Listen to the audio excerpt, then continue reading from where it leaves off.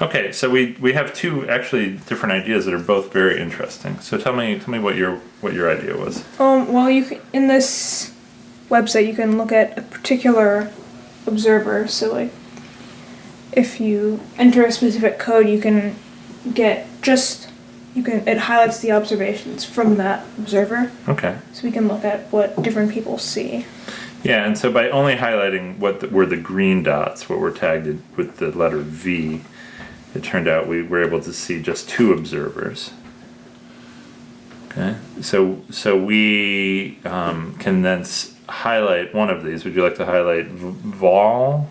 Yeah. Wolfgang Vollmann, or is that Tom? I'm far away. Tom Calderwood. Which one would you like to highlight? We can highlight Wolfgang Vollmann. Okay, so VOL. So we go back here and we type in VOL. So we can also check the visual box again.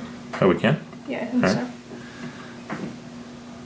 Oh, right. Maybe he did more than just that V observation. Okay.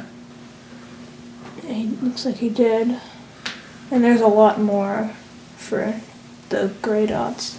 Yeah. But the ones highlighted with the X's now are...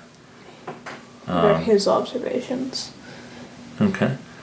All right. So that gives us an interesting situation to look at. So tell me some things you notice about the X's here. Hopefully they show up on the video. But you can... here's a pencil. You can point at the screen. Sorry. So, whoever did this, VOL, Wolfgang Vollmann, also sees a downward trend. Okay. Now, how does that make you feel about the downward trend overall? Well, I think we need to look at more people because this is only in just the one place. Mm-hmm. He also, if he thought there was a downward trend, he could have, like, subconsciously looked at it and looked at Betelgeuse and thought it was less bright. Okay, maybe, yeah. So I think we need to maybe look at more people. All right, but you see a downward trend when we just isolate his data. Okay. Down. Do you see anything else interesting or worth talking about with his data? Well, there is, let's see, in one of these circles that he recorded, it jumps really far down from these green dots. Yeah. It looks like he mainly only did observations for the green dots. So it looks like that goes from 0.6 to, call it 1.1. So it's almost... That's a pretty big difference. I don't know how the scale works, but it's the double in the scale. What do you think happened there? Well, it could be different kinds of light. The trend could only be for this green recording because, I don't know, it looks like there's only one observation, right, two.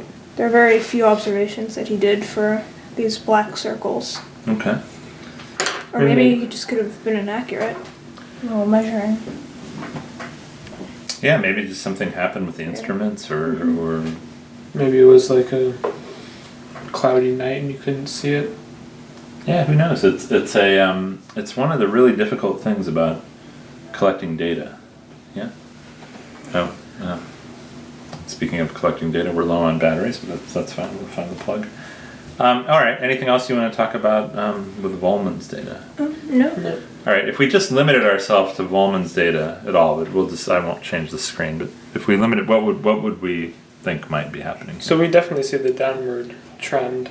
Mm-hmm. But I guess this is why they have the composite data here to show everyone's data. So you don't just see one person's observations. You see, I don't know, like 20 or 30 people's observations. Yeah, but when we decided to look just observer by observer, the one observer we picked, which was relatively at random, right? Mm-hmm. Like we don't know who any of these people are. This data definitely shows a decline in brightness. Mm-hmm. Okay, so we'll do your idea next.